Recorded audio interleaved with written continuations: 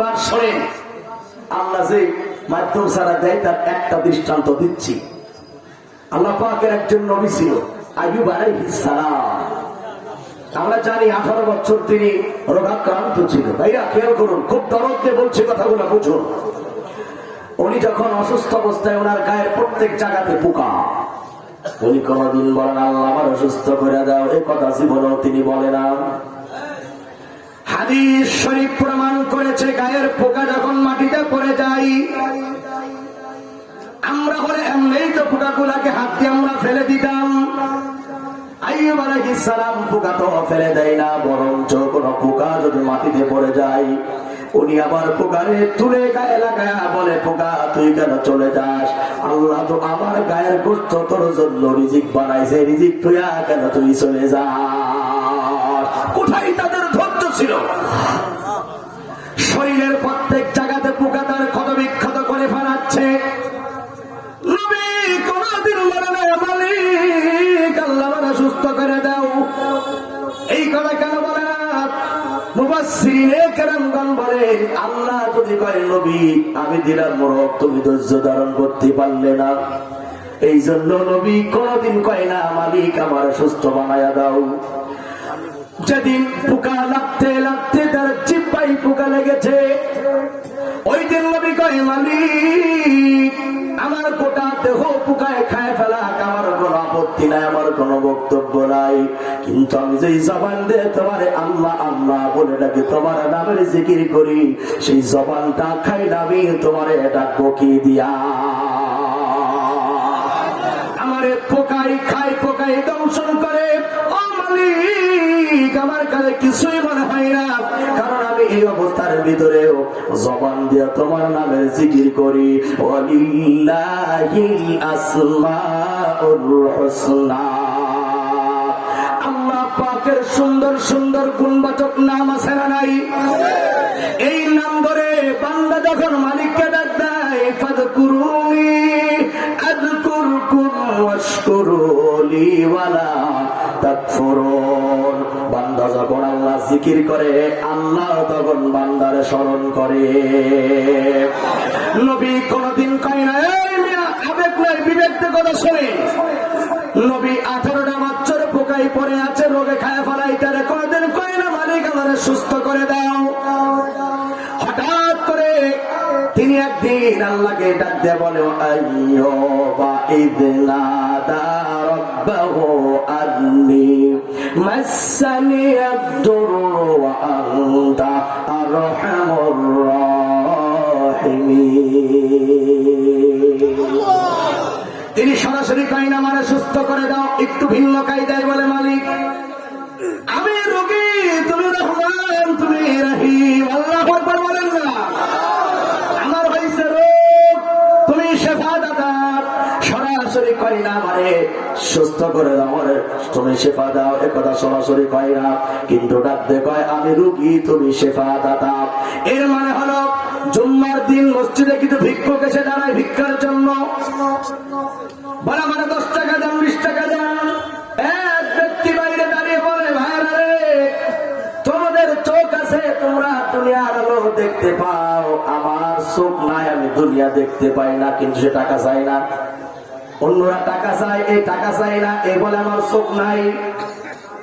যারা টাকা চাই তাদের কথার চাইতে যার চোখে আলো নাই তার বক্তব্যটা মানুষের অন্তরে বেশি আঘাত লাগছে, তারে মানুষ টাকা বেশি দেয়। কি কথা কইল রে, পড়ে যায় লাগা কথা।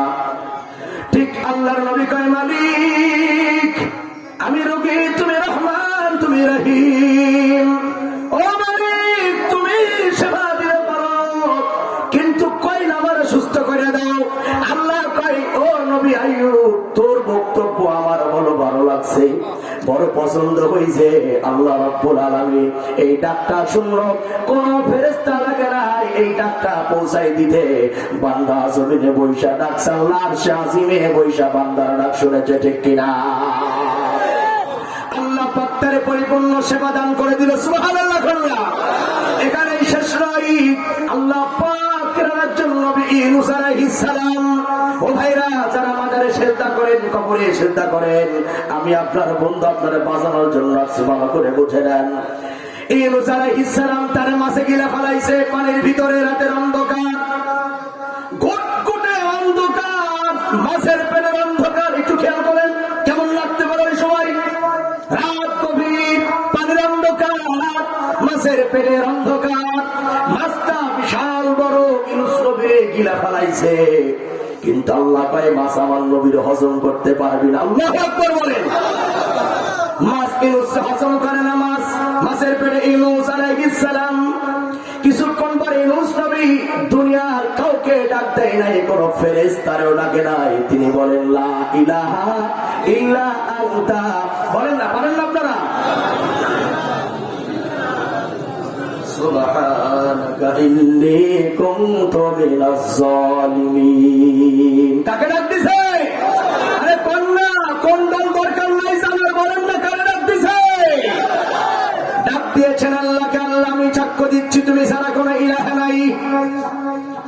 আমি তোমার পবিত্রতা বর্ণনা করিতেছি, আর আমি আমার নফসের উপরে জুলুম করে ফেলেছি মালিক। আল্লাহ পাক মনে হয় ডাকটা শুনে নাই। আরে মুসলমান কথা কয় না কা?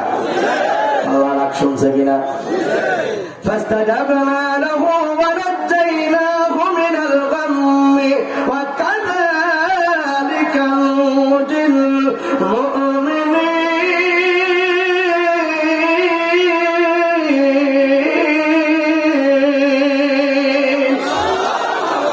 আল্লাহ পাক ওই মাছকে ইশারা করলেন, কিনারায় চলে যাও। খেয়াল করেন, খালি তো রাগ করেন, ভুল বোঝেন। আরিফ বিল্লাহ আমাদের বিরুদ্ধে কয়, ভালো করে চিন্তা করে দেখবে, আরিফ বিল্লাহ আপনার বিরুদ্ধে লোক নয়, আরিফ বিল্লাহ আপনার প্রকৃত বন্ধু, ঠিক কিনা? মাছ এবার কিনারায় চলে গেল, ইউনূসে উপরায়া কিনারায় রেখে গেল। আল্লাহ পাক মেসেজ রেখে দিলেন কোরআনের ভিতরে, সুবহানাল্লাহ বলেন। কিয়ামত পর্যন্ত ইউনূসের মতো যারা আমাকে ডাকবে, আল্লাহ ইউনূসকে যেমন রক্ষা করেছে, আল্লাহ তার বান্দাদেরকেও রক্ষা করবে। কথা রাখা বিশ্বাস কত পার্সেন্ট আপনাদের? সত্যি 100% আছে? আল্লাহু আকবার করে হাত তোলেন, হাত সোজা করেন, হাত উঁচু করেন। ও মালিক, তোমার বান্দারা বিশ্বাস করে তোমাকে ডাকলে তুমি সর্বহালতে শোনো। আল্লাহ থেকে আমরা তোমার যারা কবরে মাজারে পীরকে আমরা ডাকতে চাই না, আমরা সবাই তোমার মধুর নামের জিকির করতে চাই। লা ইলাহা ইল্লাল্লাহ, লা ইলাহা ইল্লাল্লাহ, লা ইলাহা ইল্লাল্লাহ, লা ইলাহা ইল্লাল্লাহ।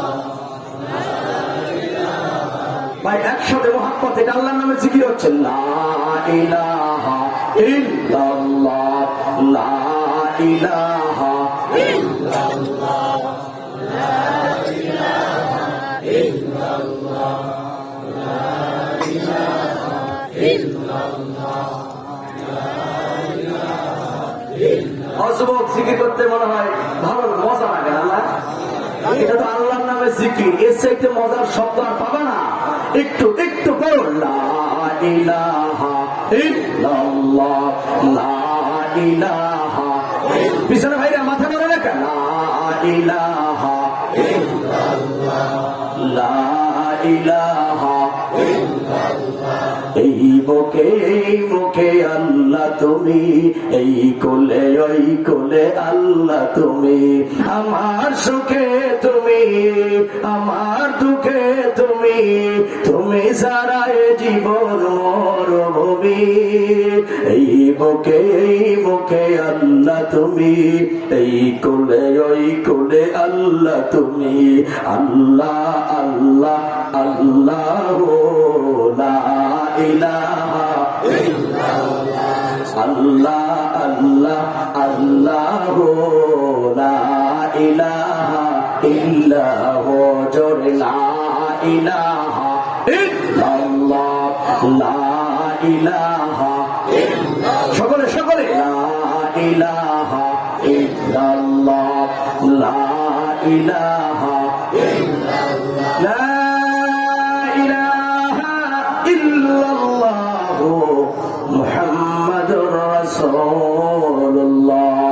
সাল্লাল্লাহু আলাইহি ওয়াসাল্লাম। আল্লাহ জিকির করতে কি অন্তরে খারাপ লাগছে?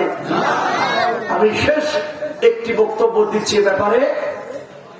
আপনি যদি কোন পীরের নামের জিকির না করে, তরিকার বানানো জিকির না করে, সরাসরি আল্লাহর নামের জিকির করে, আপনি মুস্তাজাবুদ দাওয়া হয়ে যাবেন। সুবহানাল্লাহ পড়েন। খুব সংক্ষিপ্ত করে বলছি যুবক, আজকে তো তোমাদের জবানে কোরআন সুন্নাহর বাণী শোভা পায় না। তোমাদের জবান, চোখ এগুলি তো মোবাইলে খায় ফেলাইছে, প্রতিটা যুবক যুবতীর হাতে অ্যান্ড্রয়েড সেট, অবৈধ প্রেম আর ফ্রি ফায়ার পাবজির গেম, এই দুই জিনিসে খাইছে যুব সমাজ। কথা বলেন ঠিক কিনা? আর কিছু যুবতীদের টিকটক, ল্যাংটা উলঙ্গ ভিডিও 15 সেকেন্ডে, এগুলা দেখে যুবক লাইট মারে। যুবক বলে আমি ক্রাশ খাইছি। ক্রাশ খাও নাই তুমি, তোমার ভাষায় যেটা ক্রাশ, রসুলের ভাষায় সেটা জিনা লিয়াদাইনিন নাফস, ওইটাই হলো চোখের জিনা। যুবক সেই যুবকের মতো হও। মাথা নাড়া মারা খুব ভালো করে শোনো, কয়েক মিনিটে বলছি। সেই যুবকের মতো হও যেই যুবক ইমাম আহমদ ইবনে হাম্বল রাহিমাহুল্লাহ, তিনি ছিলেন একজন হাদিস বিশারদ। তিনি হাদিসের কাজের জন্য বের হলেন। ভালো করে বোঝো, প্রচন্ড শীতের সময়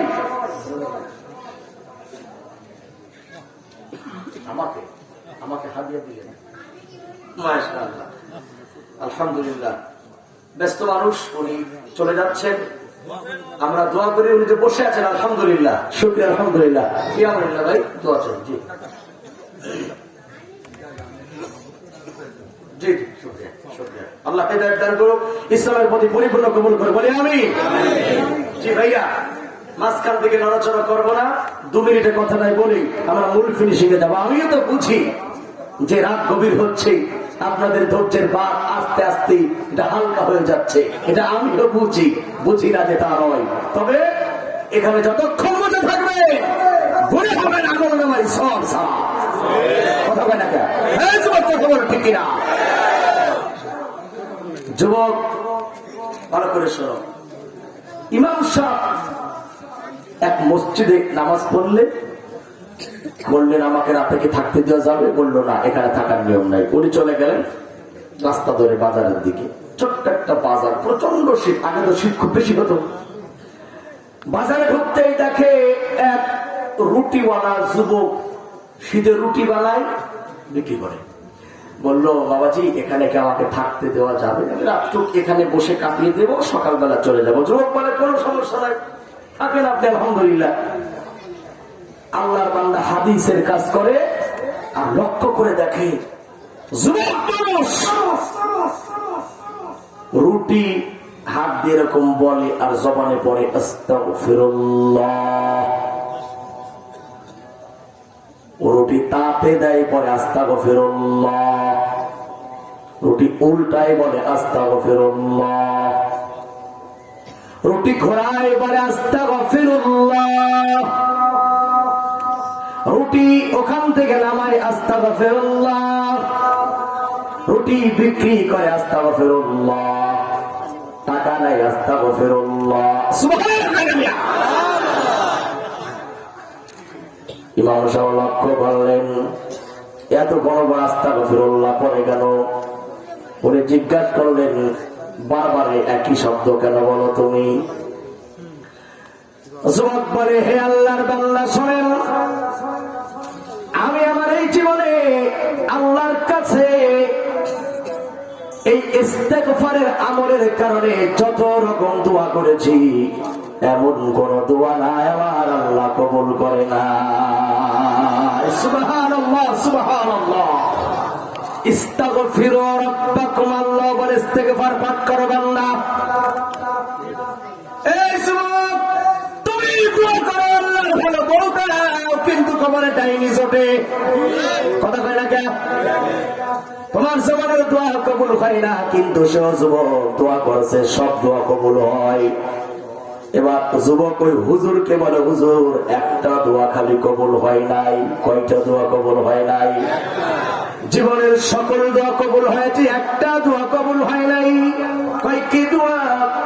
যুবক বলে দোয়াটা হলো আমি আল্লাহকে বলেছি মালিক জামানার বড় আলেম ইমাম আহমদ ইবনে হাম্বলকে যেন আমি আমার সরাসরি দেখতে পাই, আমি যেন তার সঙ্গে কোলাকুলি করতে পাই। এখনো দোয়া কবুল হয় না। বলেন তো কথাটা কার সামনে দাঁড়িয়ে বলেছে? যার আশায় বসে আছে তার সামনে বলে এখন হয়তো কবর হয় নাই। ইমাম সাহেব ভগবান হয়ে বলে হে আল্লাহর বান্দা দোয়া কবুল হইতে মনে হয় দেরি নাই। হুজুর বুঝলাম না, ইস্তেগফারের আমলকে তুমি এত ভালোবেসে গ্রহণ করেছো, আল্লাহ তোমার সব দোয়া কবুল করেছেন, তুমি যা বলো কবুল হয়। জামানার বড় আলেমের সঙ্গে তুমি দেখা করবা, কোলাকুলি করবা, এই দোয়াটাও কবুল হতে চলেছে। কয় কেমনে?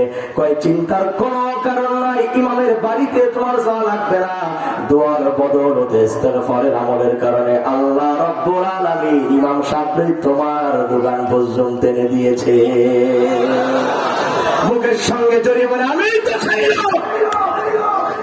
যুবক চোখের পানি ছেড়ে কান্দার বলে মালিক তুমি আমার মনের আশা আজকে পূরণ করে দিলে। ইমাম সাহেব বুকে লাগাইয়ে চুমো খায় কপালে মুখে গালে আর বলে হে যুবক তোর মতো করে এই আমলটা যে করবে, যে বান্দারা করবে, আল্লাহ রাব্বুল আলামিন তার জবানের সব কথাকেই কবুল করে নিবে। এই জন্য জবানে জিকির হবে কার? বলেন না কার? প্রশংসা হবে কার? জবানের ফায়সা কথা বলবো না, জবানের হেফাজত করবো, আল্লাহ তৌফিক দান করে বলেন আমিন। যুবক ভাইরা তোমাদের বেশি কিছু বলবো না, এই জবানের সঙ্গে তিনটা জিনিসকে জুড়ে দিয়ে গেলাম, মনে রাখো। জবানের হিফাজত করবা, দুই চোখের হিফাজত করবা, কানের হিফাজত করবা, ওয়াজিস্তান হিফাজত করবা, বিয়ের আগে বয়ফ্রেন্ড গার্লফ্রেন্ড এগুলি করবা না, বান্ধবী বন্ধু এগুলো জোড়াবা না। নবীজি বলেন যে ব্যক্তি এটা তোমার জন্য স্পেশাল হাদিস, সবাইকে বলছি, যেই মানুষটা দুই চোখের হেফাজত করলো, বলেন কিসের? হয় না, বলেন কিসের? কেমনে হেফাজত করবা? সারাদিন টিকটক দেখবা, ফেসবুক, ফ্রি ফায়ার, পাবজি, চোখ দিয়ে হারাম জিনিস দেখা যাবে না। এরপরে যারা জবানের হিফাজত করবে, কানের হিফাজত করবে, লজ্জাস্থান হিফাজত যারা করবে, আল্লাহ রাসূল বলেন মরণের পর আমি তার জান্নাতের জিম্মাদারি নিয়ে নিলাম। জান্নাতে যদি যাইতে চাও হিফাজত কইরো, জাহান্নামে যাইতে চাইলে পারে ল্যাংটা হয়ে না সবার কোনা করতে না, ঠিক কিনা বলেন? মূল কথাই চলে যাই, ফিনিশিং দিয়ে দেবো। আজ থেকে আমরা চাইবো মালিকের কাছে কোন মাজারে কবরে আমরা সিজদা করব না। জাহান্নামে যারা যাবে তারা বলবে আল্লাহ আমরা শুনতাম না, মানতাম না, আমাদেরকে যারা আল্লাহ তোমার পথে ডাকতো আমরা তাদেরকে গালিগালাজ করতাম, মিথ্যাবাদী বলতাম, আর কি বলতাম? আমরা বলতাম আল্লাহ কিছুই নাজিল করে নাই, হুজুররা বানায় বানায় পায়। এরকম অভিযোগ করা লোক নাই? বলে না ছেলে নাই? হুজুররা বানিয়ে বলে না, হুজুররা যা বলে ওহির কথাগুলো বলে। সুতরাং বন্ধুগণ আমার জানতে চাই, জান্নাতেই যেতে চান না জাহান্নামেই যেতে চান? জান্নাতে যাবেন না জাহান্নামে? জাহান্নামে যাবেন না জান্নাতে যাবেন? জান্নাতে যাইতে হলে কোরআন মনোযোগ দিয়ে শুনতে হবে, কোরআন মানতে হবে, কথা কি ঠিক? জনগণের কথা ঠিক? কোরআন যদি শোনার কারণে মানার কারণে জান্নাতে যাওয়া যায়, তাহলে কোরআন যারা শোনাবে আগে তাদেরকে তৈরি করা দরকার, কথা বলে না? যারা কোরআন শোনাবে কারা শোনাবে? قل هل يستوي الذين يعلمون والذين لا يعلمون। আল্লাহ বলেন যারা জানে আর যারা জানে না তারা কখনো সমান হতে, তার মানে হচ্ছে আলেম আর আওয়াম, আলেম আর সাধারণ কখনো সমান হতে পারে না। এই জন্য আমি আপনাদের কাছে জানতে চাই, বাংলার জমিনে হক্কানি আলেম দরকার আছে না নাই? দরকার আছে না নাই? আমার এখন প্রশ্ন, আলেম তৈরি হয় ভাবছি কিনা কলেজে?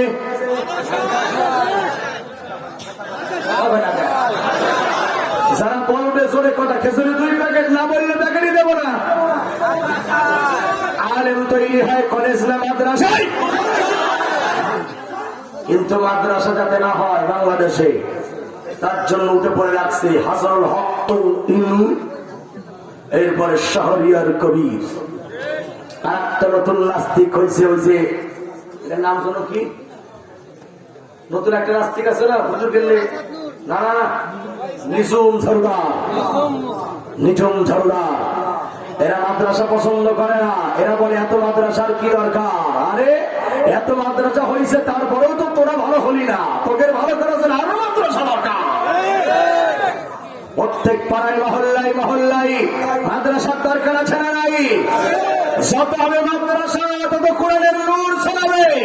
মাদ্রাসা যারা ভাঙতে চায় তাদের হাত পা ভেঙে দেওয়া হবে, মাদ্রাসার ক্ষতি করতে দেওয়া হবে না, ঠিক কিনা বলে?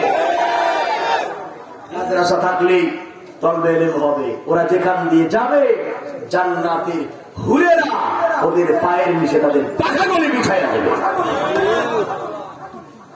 এজন্য আজকের মাহফিল মাদ্রাসার উদ্যোগে না?